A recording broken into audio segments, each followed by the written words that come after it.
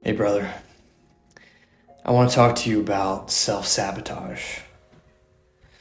One of the biggest realizations that I've ever had actually happened while sitting in this exact chair. A few times a week, there is a practice where I take my phone and I put it on the other side of my house. And I set a timer for 20 or 30 minutes. And the first time that I ever did that, the amount of discomfort that I felt was unbelievable. My brain automatically, within 2 minutes, felt that need to pick up my phone and check my email, start scrolling, check text messages, do the whole dopamine cycle that we go through. And everybody has it. If you just sit down with your phone, you mindlessly will see yourself cycling through your email, social media, and then your email again, and then your texts, and then our brain is so on autopilot that we don't even realize how exhausting it is to be in that loop. And when I started implementing this practice of just intentionally sitting down without my usual comforts and just allowing my thoughts to do their thing and to observe all the chaos in my mind and separate myself from all the thoughts, that's when I started to gain clarity in my life. And started to realize that those thoughts aren't my true essence. It is conditioning from being born in this crazy world, in this crazy time of overstimulation. It's nonstop. The pros and cons of this generation is all the technology and resources we have are amazing. It's what's allowing me to talk to you right now. The fact that you live nowhere near me and I'm able to speak to you is incredible. And I actually feel you right now. It's very bizarre, but when I sit down and I film these videos, I don't see a camera. In my mind's eye, I see an individual who is also on a path of self-healing, self-growth, just wanting to become more conscious. We're all on this path, and eventually you come to a point of, why the fuck are we here? What are we doing? And that's a gift when you come to that realization. Because you're here for more than just scrolling on social media and consuming and just surviving day to day.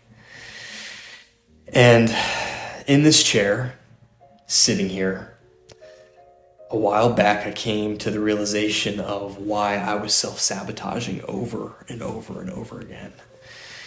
And when you lack purpose, you perpetually go into a state of boredom.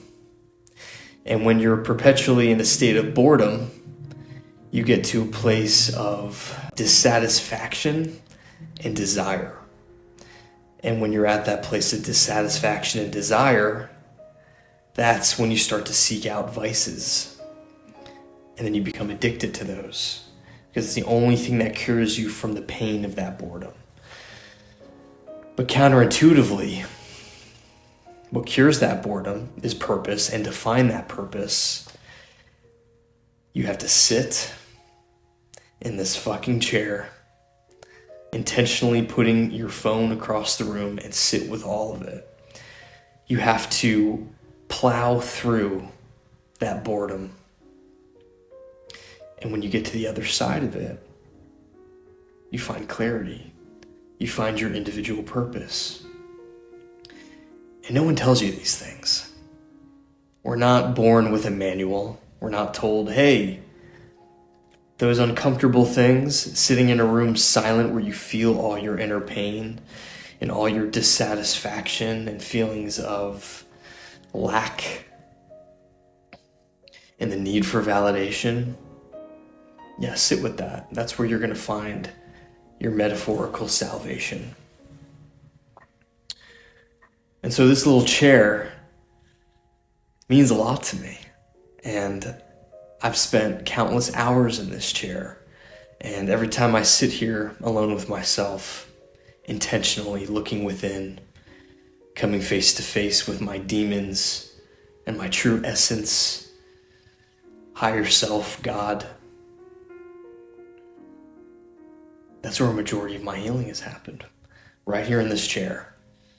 And also in my 20-year-old car, taking those night drives. So my message to you is, if you find yourself in a perpetual state of self-sabotage, it's not because you need to add something to your life. It's because you need to get rid of some things. You need to trim the fat. Look at your daily practices. What are you doing every day? The moment you wake up, are you immediately scrolling on social media? I used to do that. And it would set my entire day on this track of just being in this lower vibration with no direction and no purpose. And I felt very dissatisfied. Sometimes it feels like you're taking steps backwards when you sit in the discomfort, because that pain and boredom can be so palpable. But no one tells you to go head on into it. And when you get on the other side of it, then you have a sense of lightness. There's an inner voice inside of you who knows exactly what it is you're supposed to be doing every single fucking day of your life. And when you realize that it's a matter of taking steps to become a man that you admire,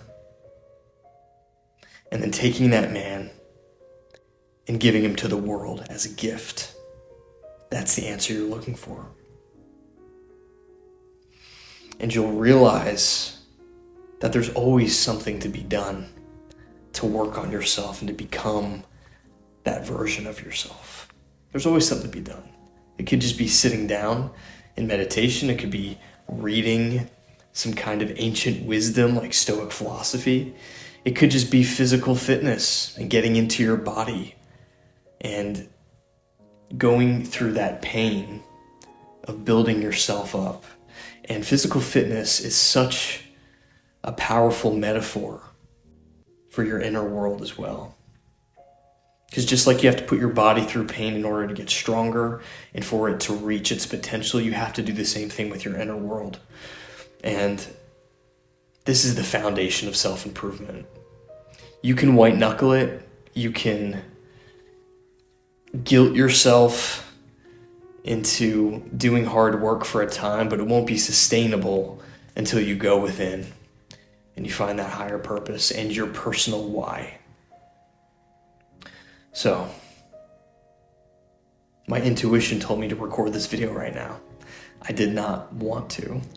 I didn't have this desire to do it. I was sitting here going within, facing my own pain and things. And then I heard this inner voice that was basically like, hey, it's time to give. Whenever you're in a state of not knowing what to do, sometimes giving to other people and taking the focus off of yourself is one of the most eye-opening things that you could possibly do. I have healed more from giving than I ever have obsessing over myself. And I know that can seem counterintuitive, because then on the flip end, you do have to take care of yourself and you do have to be in a good state. But sometimes it's time to flip the switch off and give, even if you don't feel ready.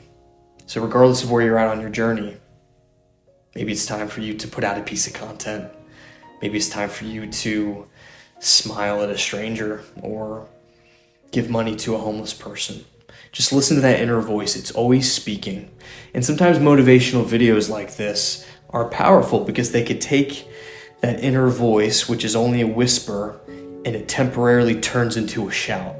But then as soon as motivational videos are done, then that shout slowly comes down to a whisper again, and then you have to be intentional about listening to that inner voice.